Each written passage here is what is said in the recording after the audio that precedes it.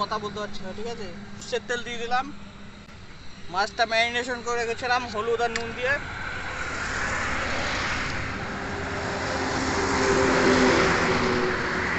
এর সাথে যদি একটুখানি ভাত থাকতো গরম গরম সেই লাগতো, মাছ ভাজা, একটু তেল, কাঁচা লঙ্কা। মাছ ভাজা আর মাছ ভাজা। পরিমাণ মতো তেল দিয়ে দিলাম। এরকম রাস্তার পাশে সেই লাগছে খেতে।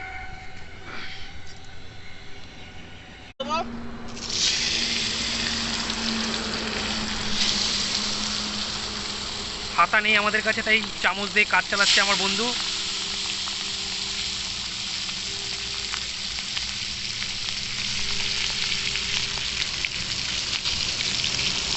মাছ ভাজা খাওয়া হবে।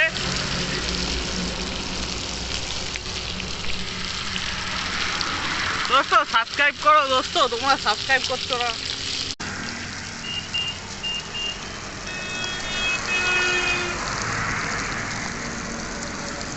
একটা পেটি উঠে গেল প্লেটে, আর একটা পেটি রেডি হচ্ছে। আস্তে আস্তে। দোস্ত কমপ্লিট। একটা আমার মাছ। পিছা পিছা। দেখো বের হয়েছে মাছটা